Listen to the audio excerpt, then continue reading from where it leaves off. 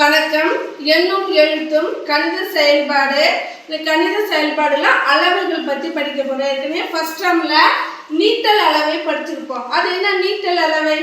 நீட்டமா இருக்குன்னு சொன்னோம் இல்லையா? அதான் நீட்டல் அளவை. அப்படின்னா நம்ம கடையில போய் ஒரு துணி வாங்குறோம். துணி கொடுங்கன்னா தருவாங்களா? அளந்து கொடுப்பாங்க இல்லையா? 1 மீட்டர் வேணுமா, 2 மீட்டர் வேணுமா, ஸ்கேல் வச்சு கொடுக்குறாங்க இல்லையா? நீட்டல் அளவுக்கு எடுத்துக்காட்டு என்ன கொடுக்குறாங்கன்னா இந்த அளவுகோல் ஸ்கேலை பயன்படுத்தி நமக்கு எவ்வளோ வேணுமோ அந்த துணியை என்ன பண்ணுவாங்க, அளந்து கொடுப்பாங்க. இப்போல்லாம் நம்மளாம் ரெடிமேட் ட்ரெஸ் வாங்குறோம் இல்லையா? ட்ரெஸ்ஸு தச்சு இருக்கிறதுனால அந்த அளவு உங்களுக்கு சரிவெல்லாம் தெரியாமல் இருக்கலாம். ஆனால் கடைக்கெல்லாம் போனீங்க அப்படின்னா உங்கள் அப்பா அம்மா கூட போகும்போது நீங்கள் என்ன பண்ணலாம், கேட்கலாம். அப்பா நீட்டல் அளவுன்னு சொன்னாங்க. நம்ம 1 மீட்டர் துணி, 2 மீட்டர் துணி இருப்பாங்க, ஸ்கேல் வச்சுருப்பாங்க, இல்லைன்னா அந்த டேபிள் இருக்கும், அதை அளந்து கொடுப்பாங்க. நீங்கள் அது மாதிரி வளையல் மணி கடைக்கெல்லாம் போனோன்னா அரணாக்கையெல்லாம் வாங்கினா மீட்டரில் அளந்து கொடுப்பாங்க. ரிப்பன் வாங்குறோம் இல்லையா? அந்த ரிப்பன் கூட என்ன பண்ணுவாங்க, 1 மீட்டர்னு அளந்து கொடுப்பாங்க. அடுத்த வாட்டி போனால் கவனிங்க, சரியா? அடுத்தது நிறுத்தல் அளவு. இது செகண்ட் டேர்மில் படித்தோம் இல்லையா? தராசு வச்சு அந்த தராசில் ஒரு பக்கம் என்ன பண்ணுவோம், எடை கற்கள் வச்சுருப்பாங்க, ஒரு பக்கத்தில் என்ன பண்ணியிருப்பாங்க, நமக்குள்ளேயா பொருட்கள் என்ன தேவையோ அதை நமக்கு கொடுப்பாங்க இல்லையா? இப்போ நம்ம கடையில் போய் என்ன கேட்போம், 1 கிலோ அரிசி கொடுங்க, 2 கிலோ பருப்பு கொடுங்க அப்படின்னு கேட்போம் இல்லையா? நமக்கு என்ன பொருள் வேணுமோ அது நம்ம என்ன பண்ணுவோம், கேட்டு கிலோவில் வாங்குவோம். இந்த டேர்மில் நமக்கு என்ன கொடுத்துருக்காங்கன்னா கொள்ளல் அளவை.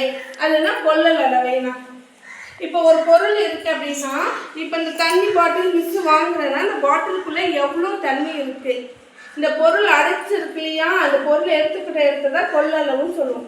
பொதுவாக திரவத்திற்கு எந்த வடிவமுமே கிடையாதுன்னு படிச்சிருக்கோம் சயின்ஸில், அப்படி தானே? திடப்பொருள்னா ஒரு வடிவத்தோடு இருக்கும், மூலப்பொருட்கள் நெருக்கமாக இருக்குன்னு பார்த்தோம். அதே போல் திரவ பொருளுக்கு எந்த ஒரு வடிவமும் கிடையாது. அது எந்த பாத்திரத்தில் இருக்கோ அந்த பாத்திரத்தை பொறுத்து இதோட வடிவங்கிறது இருக்கும். இதுதான் கொள்ளளவு அப்படிங்கிறோம். கொள்ளளவு பெரும்பாலும் லிக்விட், அது திரவ பொருளுக்கு தான் நம்ம என்ன பண்ணுறோம், இந்த கொள்ளளவையை பயன்படுத்துகிறோம். இதுலேயும் பாரு, இந்த கொள்ளளவோட அடிப்படை அளவு என்ன கொடுத்துருக்காங்க, லிட்டர். அடிப்படை அளவு என்னது, லிட்டர். இது இந்த அடிப்படை அளவை வச்சு மேலே 3 அலகு, கீழே 3 அலகு, சரியா? இதை மேலின அலகுன்னு சொல்லுவோம், இதை கீழின அலகு.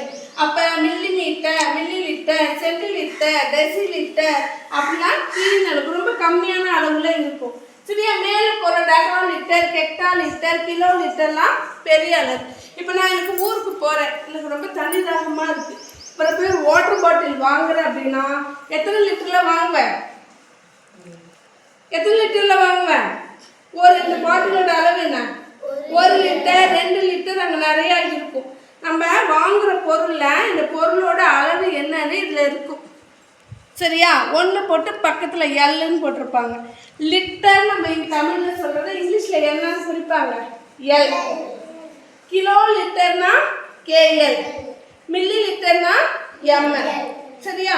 இப்போ வீட்டுக்கு தீபாவளி வருது, நம்ம பலகாரம் சுடணும் அப்படின்னா அம்மா எண்ணெய் வாங்குறதுக்கு போவாங்க. அப்போல்லாம் பெரிய பெரிய கேன் கொடுப்பாங்க. சன்ஃப்ளவர் ரிஃபைண்ட் ஆயிலெலாம் 10 ரூபா, 5 லிட்டர் அது வாங்கினா அதுக்கு ஒரு ஃப்ரீ, 10 லிட்டர் அதுக்கு ஒன்று வாங்கினா ஃப்ரீன்னு சொல்லியிருப்பாங்களா? அதெல்லாம் கிலோ லிட்டர் கேஎல் அப்படிங்கிறது இருக்கும். சரி, அடுத்த பாரு,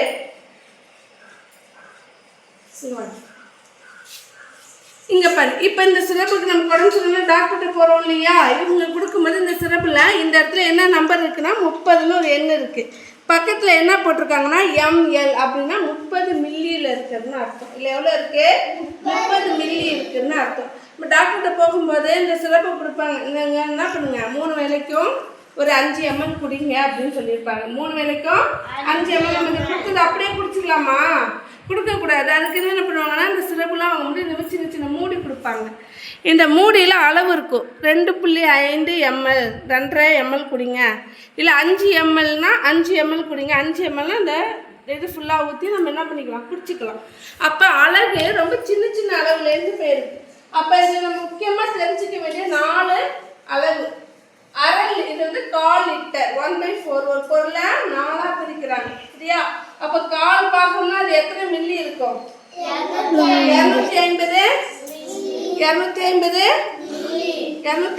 மில்லி இருக்கும். 1/4 பாகம் இருந்துச்சுன்னா எவ்வளோ இருக்கும், 250 மில்லிங்கிறது இருக்கும். சரி, அரை லிட்டர்னா எவ்வளோ இருக்கும், 500 மில்லி. 3/4 லிட்டர்னா 1 லிட்டர்னா நம்ம கேட்கலாம் ஒரு அளவு மாத்து 1 litre equal to dash milli litre. என்ன ஒரு ஆன்சர் 1000. சரியா? அரை litre equal to dash milli litre 500. புரியுதா? இப்போ இந்த அளவுகள்லாம் தெரிஞ்சுக்கிறதுக்கு தான் நம்ம என்ன பண்ணிருக்கோம், ஒரு மாடல் செஞ்சு எடுத்துட்டு வந்திருக்கோம். சரியா? இந்த 1/4 லிட்டர் அப்படிங்கிறது எத்தனை மில்லி இருக்குன்னா 250 மில்லி இருக்கும். இப்போ கடையில் போயிட்டு கேட்குறோம் ஒரே 250 மில்லி எண்ணெய் கொடுங்க, விளக்கெண்ணெய் கொடுங்கன்னா அந்த எண்ணெய் வச்சுருக்க டபுள்லேருந்து எடுத்து இப்படி ஊற்றுவாங்க. முன்னாடி காலத்துல இருந்துச்சு, இப்போல்லாம் எல்லாமே பாக்கெட்டில் விட ஆரம்பிச்சு. சரியா? உள்ளே எனக்கு ஒரு 500 மில்லி வேணும் அப்படின்னா பாலில் வாங்குறோம் இல்லையா, அரை லிட்டர்னா பால் கேன்லேருந்து எடுத்து நமக்கு அரை லிட்டர் ஊற்றுவாங்க. இல்லை 1 லிட்டர் வேணும்னா அந்த பால் ஊற்றுறவங்கள்ட்ட பார்த்தீங்கன்னா கப்பு டிஃப்ரெண்ட்டாக வச்சுருப்பாங்க சைஸில். 1 லிட்டருக்கு ஒரு பெரிய குவளை வச்சுருப்பாங்க. இந்த அளவுக்காக தான் இந்த குவளை. சரியா? அப்போது கொள்ளளவோட அடிப்படை அலகு என்னது? லிட்டர். மிகப்பெரிய அலகு மிகச்சிறிய அலகு மில்லி லிட்டர். இதை தெரிஞ்சுக்கிட்டோம்னா இதை வச்சு கூட்டல் கழித்தல் நம்ம வாழ்க்கையோட தொடர்புடையதை நம்ம தெரிஞ்சுக்கணும். புரியுதா? நன்றி.